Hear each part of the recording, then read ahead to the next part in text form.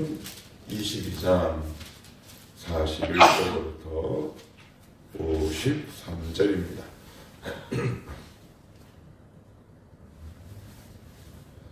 우리 한 절씩 봅시다. 41절에서 53절. 이스라엘의 아합 왕 제4년에 아사의 아들 여호사밧이 유다의 왕이 되니 예루살렘에서 25년 동안 다스리니라. 그의 어머니의 이름은 아수아라. 여호사밧이 그의 아버지 아사의 모든 길로 행하며 돌이키지 아니하고 여호와 앞에서 정직히 행하였으나 산당은 폐하지 아니하였으므로 백성이 아직도 산당에서 제사를 드리며 분향하였더라. 여호사밧이 이스라엘의 왕과 더불어 화평하니라. 여호사밧의 남은 사적과 그가 부린 권세와 그가 어떻게 전쟁하였는지는 다 유다왕 역대 지략에 기록되지 아니하였느냐.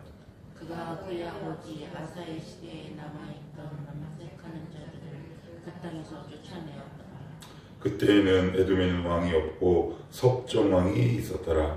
여호사밧이 다시스의 선박을 제조하고 오빌로 금을 구하러 보내려 하였더니 그 배가 에스온 에베스에서 벗어났으므로 가지 못하게 되매 아합의 아들 아시아가 여호사밧에게 이르되 내 종으로 당신의 종과 함께 배에 가게 하라 하나 여호사밧이 허락하지 아니하였더라.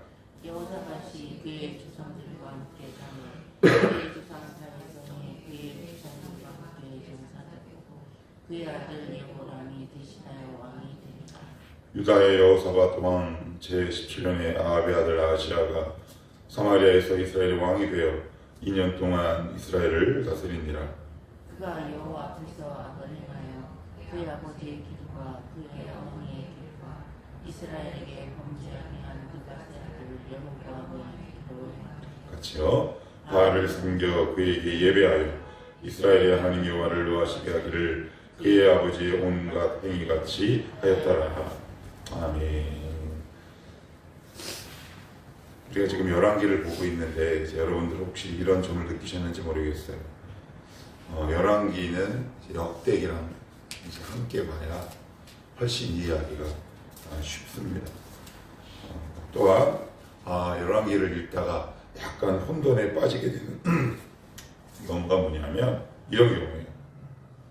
갑자기 이 왕을 쭉 따라가다가 갑자기 저쪽 왕의 남쪽 왕 이야기를 하다가 갑자기 북쪽 왕 왔다 갔다 해요. 그러니까 열왕기는 연대기별로 기록한 것이 아니라 인물별로 기록한 거예요. 뭐 그렇죠. 근데 그 의미가 되게 중요해요. 대개 경우는 이거를 역사서라고 하잖아요. 역사서. 그럼 역사서라면 시간의 순서대로 이렇게 기록해야지 역사서잖아요. 그런데 열왕기는 시간대별로 이렇게 기록한 면도 있지만 그렇게만 이해하시면 머릿속에서 완전히 헷갈리고 뒤집힙니다. 그래서 열왕기는 시간별로 기록한 것이 아니라 인물별로 기록을 했어요. 그러면 보통은 어느 나라 왕궁에서든지 그 왕의 기록들을 남길 때에는 시대별, 시간선으로 기록하는 게 상식이라는 것이죠. 근데 그렇게 기록하지 않은 건 그런 이유가 있다. 무슨 이유냐? 하나님은 그 왕이 어떤 일을 했느냐를 보는 것이 아니라 어떤 사람이었느냐를 보기 때문에 그래요. 네가 과연 내 앞에서 무슨 일을 했느냐가 아니라 어떤 사람이었느냐. 이걸 조금 어려운 말로 바꾸면 존재론적 관점이겠죠. 네가 내 앞에서 어떤 존재로 살아갔느냐. 어제도 제가 잠깐 말씀드린 것처럼 하나님이 우리를 부르시지 않는 것이 훨씬 더 하나님 나라를 이루는 것에 유익하다 그랬어요. 왜요? 우리 인간이랑 씨름해야 하잖아요. 모세를 설득하시잖아요. 그런데 천사는 설득할 필요가 있나요? 한마디면 끝나요. 그러니까 우리를 부르시는 건 효율적이지 못해요. 하나님 나라에 이익이 되지 않아요. 그럼에도 불구하고 우리를 부르신 이유는 사랑 때문이다. 제가 이렇게 말씀을 드렸어요. 그래서 하나님이 우리가 이 땅에서 살아갈 때 우리를 향해 가장 주목해서 보시는 것 가운데 하나는 뭐냐면 네가 어떠한 사람이었느냐를 보고 계시는 거죠. 그래서 내가 무엇을 해야지 이전에 하지 말라는 의미는 아니고요. 어떤 사람이었느냐를 순간 매일매일 점검해 나가지 않으면 우리는 사람이 아니라 사명에 집중합니다. 이건 참 무서운 일입니다. 사람에 집중해야 돼요. 내가 보는 사람, 나라는 인격체라는 사람. 그것에 집중하지 않으면 우리는 이 일에 치이기 쉬워요. 특별히 한국 교회는 그런 일이 얼마나 많이 있는지 몰라요. 그래서 왜 성경은 연대별로 시간의 순서별로 기록하지 않고 인물별로 기록했느냐. 그 이유는 그 왕이 무엇을 했느냐가 아니라 어떤 사람이었느냐를 설명하고 있기 때문에 그래요. 그래서 여기 보시면 45절 이렇게 한번 볼게요. 여호사밧의 남은 사적과 그가 부린 권세와 그가 어떻게 전쟁하였는지는 다 유다왕 역대의 지략에 기록되지 아니하였느냐. 그리고 50절에도 보시면 여호사밧이 그의 조상들과 함께 자매 그의 조상 다윗성에 그의 조상들과 함께 장사되고 그의 아들 요람이 대신하여 왕이 되니라. 이제 이 이야기는 여호사밧에 관한 이야기인데 하나님은 여호사밧이 무엇을 했느냐가 아니라 어떤 일을 했느냐, 즉 무슨 말이다? 하나님 앞에서 어떠한 삶을 살아냈느냐, 그것에 대해서도 주목하고 있다라고 얘기해요. 특별히 가장 대표적인 구절이 제가 아까 조금 실수했어요.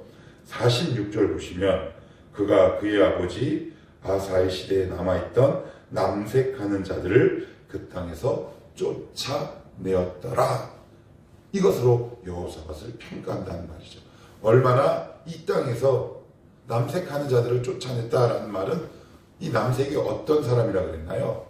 신전에서 몸을 파는 남자 창남이라고 제가 말씀을 드렸어요. 그거 쫓아내는 거 일도 아니지 않나? 여러분,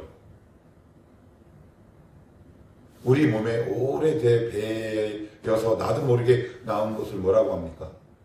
습관. 근데 그거보다 더 위에 있는 게 있어요. 뭔지 아세요? 문화예요. 문화는 바꾸기 어렵습니다. 습관의 결정체가 문화거든요.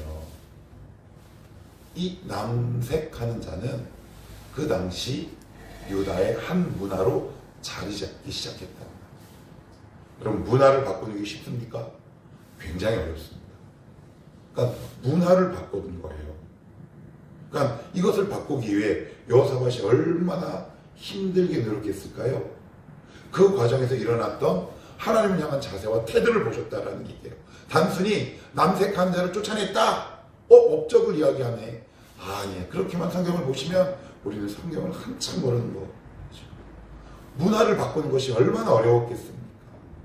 여러분, 우리 가정 속에 흐르는 문화가 있죠. 저 이씨 집안에 흐르는 문화가 있어요. 이건요, 시간이 필요합니다. 정말 피나는 기도가 필요해요. 거기서 빚어지는 나의 모습, 이것을 하나님은 주목하고 계시는 거겠죠. 그래서 위로가 돼요. 내가 어떤 일을 했느냐 보면 이 목사는 이 땅에서 한 게 별로 없어요. 진짜 거의 없어요. 그렇지만 이건 했던 것 같아요. 어떻게든 살아내려고 막 몸부림을 치는 거. 그거 하나님 보신다라고 성경은 이야기하고 있거든요.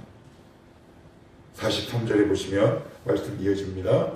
여호사밧이 그의 아버지 아사의 모든 길로 행하며 돌이키지 아니하고 여호와 앞에서 정직히 행하였으나 산당은 패하지 아니하였으므로 백성이 아직도 산당에서 제사를 드리며 분향하였다. 44절을 같이 봅니다. 시작. 여호사밧이 이스라엘의 왕과 더불어 화평하니라. 그래요. 자, 이 말씀의 순서를 잘 보세요. 아직도 산당에서 제사를 드리며 분향하였더라. 느낌이 약간 부정적인 느낌이 있습니까? 아니면 긍정의 느낌이 있습니까? 약간 부정의 말을 탁 던져놓고 그 다음 문장이 뭐냐면 여호사밧이 이스라엘의 왕과 더불어 화평하니라. 이게 무슨 말일까요? 화평의 강조점이 있는 게 아니란 얘기예요. 오늘 설교 제목이 뭔지 아십니까? 위장된 평화예요. 남북이 일정 기간 평화됐지만 그건 위장된 평화라는 거예요. 진짜 평화가 아니라는 거예요. 왜냐하면 이 당시 북이스라엘과 남유다는 무슨 관계라고 그랬어요? 사돈 지간이라고 그랬어요. 아합의 딸 그리고 여호사밧의 아들이 둘이 정략 결혼을 했다는 거예요. 그런데 산당에서 분향하는 것, 그러니까 여러 가지 우상적인 요소들을 다 배제했지만 산당에서 제사를 하는 것, 분향하는 것까지 완전히 없앴어야 됐어요. 그런데 그것을 제거하지 못했는데 평화가 이렇게 딱 오는 거예요. 이거 되게 위험한 거예요. 제가 한번 예를 들어볼게요. 어느 집안이나 가정 속에 누구에게 쉽게 꺼내놓지 못할 삶의 문제들과 난맥상들이 있어요. 수면 아래 이렇게 가라앉은 거 있어요. 표면상으로 보면 별 문제가 되지 않아요. 남들도 그렇게 문제시하지 않고 나도 그렇게 문제시하지 않는데 하나님만 문제시하고 있는 게 있을 수 있어요. 그런데 그냥 크게 큰 문제 없이 내 삶이 이렇게 흘러갑니다. 그런데 하나님은 그대로 놔두시지 않고요. 반드시 수면 아래 앉아있던 산당에서 분향한 문제, 사람마다 다 제각각이겠죠. 하나님이 우리에게 이 문제를 해결해 라고 하지만 우리도 인간인지라 믿음으로 막 고군분투하다 보면 지칠 때도 있고 포기하고 싶을 때도 있지 않겠습니까? 그래서 하나님이 요구하신 그 명령을 수면 아래 이렇게 가라앉게 둬요. 그런데 별 문제 없거든요. 근데 이게 위장된 평안과 위장된 평화라는 거예요. 창세기에 보시면 아브라함, 이삭 동일하게 이 길을 겪었는데 이 길을 걷고 말았는데 어떤 거냐? 자기 아내를 누이라고 하죠. 그런데 특별히 아브라함의 경우 사라와 아브라함이 육체적인 관계를 가질 때 그 다음에 이삭도 역시 마찬가지 특별히 이삭이죠. 이삭. 그런데 아비멜렉이 부부관계를 한 걸 봅니다. 오랫동안 수면 아래 내려와 있던 그들의 실질적인 관계는 뭐였어요? 부부였다는 말이에요. 근데 그것을 드러내지 못했죠? 근데 하나님이 드러내십니다. 수면 위로 확 드러내세요. 우리가 잘 드러내지 못하는 게 있어요. 하나님이 드러내세요. 위장된 평화에 여러분들 속으시면 됩니다. 그래서 우리는 날마다 쉬지 않고 부지런히 말씀을 통해 내 영혼의 깊은 곳을 늘 조명해내지 않으면 우리도 위장된 평화에 속을 수 있다. 성경은 지적하고 있는 겁니다. 그러니까 이건 임시방편이에요. 위장된 평화일 수밖에 없어요. 언제 터질지 모르는 거죠. 그러지 말아라. 오늘 누구의 경우를 통해? 여호사밧의 경우를 통해. 그래도 여호사밧이 얼마나 은혜를 받은 사람이냐 하면 요 기록을 보시면 나옵니다. 48절 같이 한번 읽어봐요. 시작. 여호사밧이 다시스의 선박을 제조하고 오빌로 금을 구하러 보내려 하였더니 그 배가 에시온 게벨에서 파선하였으므로 이렇게 되어 있어요. 오빌로 금을, 여러분 열왕기 앞에 보시면 솔로몬이 했던 거예요. 오빌로 금을 구하려 보내요. 그래서 수많은 금을 가지고 옵니다. 그러니까 무슨 얘기예요? 한번 남유다의 이 재산을 증식해보려고, 나라를 부강하게 해보려고 한 왕의 마땅한 생각, 손가락질 할 수 없죠. 왜요? 왕이라면 마땅히 져야 할 책임이기 때문에 그래요. 그런데 여기 보면 그 배가 어디요? 에시온 게벨. 이게 무슨 얘기냐면 이런 거예요. 이제 저랑 여러분이 차를 타고 부산을 속초를 가기로 했어요. 속초를 딱 가기로 했는데 여기서 출발하는데 소사역에서 차가 퍼졌다라는 의미로 이해하시면 돼요. 되게 가까운 곳에서 배가 탁 파손한 거예요. 하나님을 막으세요. 왜요? 거기서 계속 에시온 게벨이 아니라 오빌에서 금을 구하게 되면 오빌에서 들어온 그 막대한 부와 자산을 통해 솔로몬이 어떻게 됩니까? 타락하게 된다.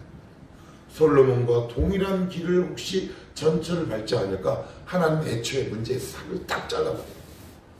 여호사밧은 황당하셔요. 출발도 못했어요.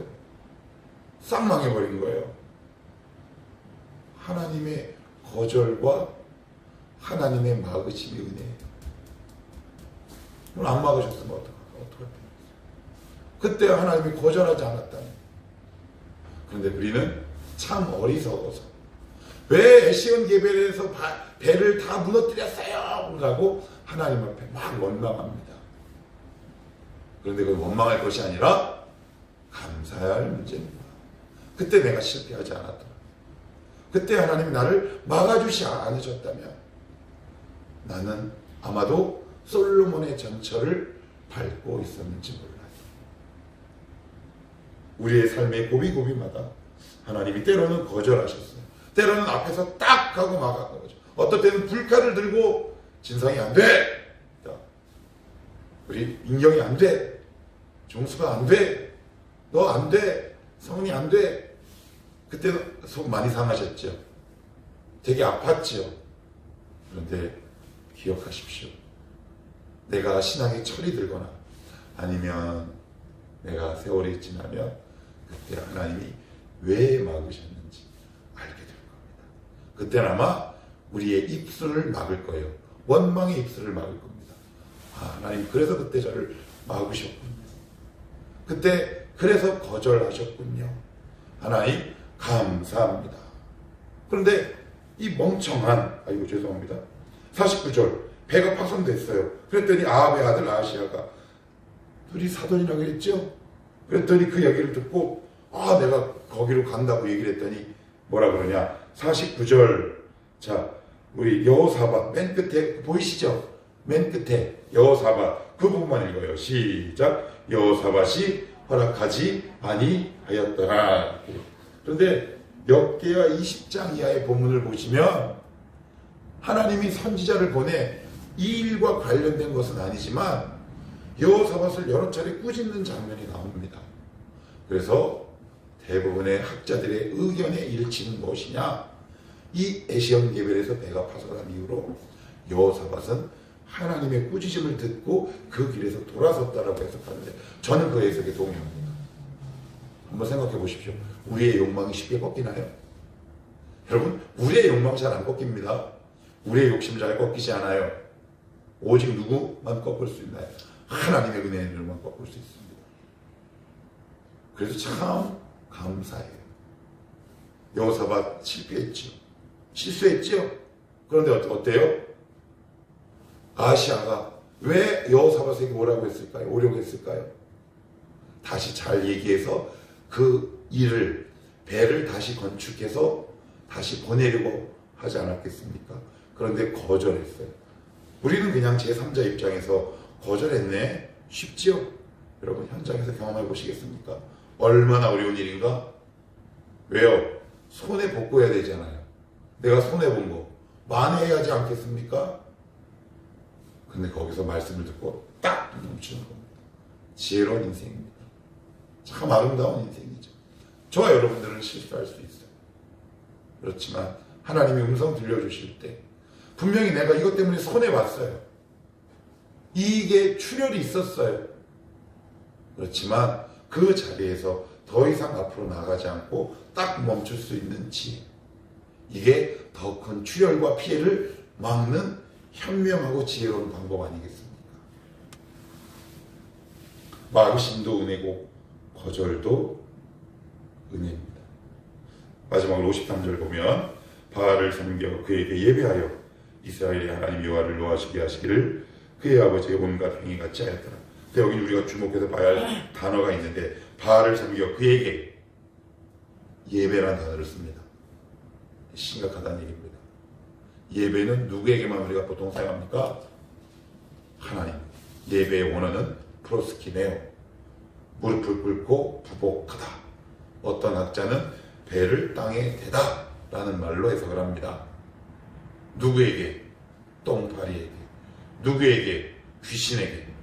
누구에게? 악마에게. 누구에게? 사단에게. 무엇을? 자기의 배를, 무엇을? 자기의 머리를 대고 졸였다 라고 얘기합니다. 그 영혼을 완전히 팔아버린 거죠. 그런데 우리가 여기서 조금 생각해 봐야 할 것이 있습니다. 여러분 혹시 우리말에 이런 말 들어본 적 있으시죠? 얘, 너 미워하면서 닮는다? 아시아는 아베기를 똑같이 따라요. 똑같이 따라요.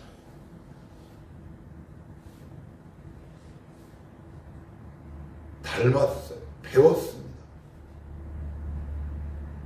그러면 이 책임이 아베에게 있습니까? 아시아에게 있습니까? 아시아에게 있지요. 우리 가운데 내 힘으로도 어떻게 할 수 없는 뭔가 끈끈하고 끈적한 뭔가 내려오는 가족의 문화가 있어요. 있지요. 습관이 있습니다. 저도 있어요. 우리 집안에. 그래서 지금은 많이 중화돼서 얼마나 감사한지 몰라요. 물론 많이 울었어요. 많이 울었다고요. 내 아합은, 아시아는 그 아합의 길을 끊어냈어야 해요. 그런데 그대로 물려갔습니다. 더 확대되고 증식됐어요. 누구의 책임인가요? 아시아의 책임입니다. 우리 그리스도의 보혈로 이거 끊어내버립시다. 하나님, 이 악습을 끊어내게 하옵소서. 악한 문화를 끊어내게 하옵소서. 핑계대지 않게 하옵소서. 저 아버지한테 그거밖에 보고 배운 거 없어요. 이렇게 핑계대지 맙시다. 왜요? 죄의 가장 중요한 특징 가운데 하나가 뭐라고 그랬나요? 핑계라고 했습니다. 오히려 이렇게 될 수 있었지요. 제가 예전에 이런 말씀 드렸어요. 제가 예전에 한 조그만 소집자에 본 얘기요. 한 사회학자가 35년의 시간을 거쳐 큰 비용을 투자해 흑인 슬럼가에 있는 2명의 흑인 여자 쌍둥이를 추적합니다. 엄마가 창녀였어요. 그런데 세월이 흐른 어느 날 그 사회학자가 그 여자 쌍둥이를 찾아갔는데 한 명은 엄마를 닮아 그 슬럼가에서 창기를 하고 있어. 또 한 명은 저쪽 동부에 가서 목사의 아내가 되었어요. 그래서 물어봤어요. 왜 당신은 이렇게 됐습니까? 한 사람은 우리 엄마가 창녀인데 내가 창녀밖에 뭐 더 할 게 있습니까? 그런데 그 사모가 된 독실한 크리스찬은 이렇게 얘기했답니다. 나는 더 이상 엄마의 길을 걷고 싶지 않았습니다. 누구에게 책임이 있는 겁니까? 이제는 조상, 부모, 아빠, 엄마 그만 투덜거립시다. 하나님 앞에 똑똑하게 자유하고 독립하는 인격체로 서 가십시오. 하나님, 내 인생 하나님 앞에 바로 서고 싶습니다. 핑계대지 않게 하시고 오늘도 자유하는 사람으로 독립하는 사람으로 하나의 인격체로 하나님 앞에 바르게 서 있게 하옵소서. 이것이 건강한 크리스찬의 모습입니다.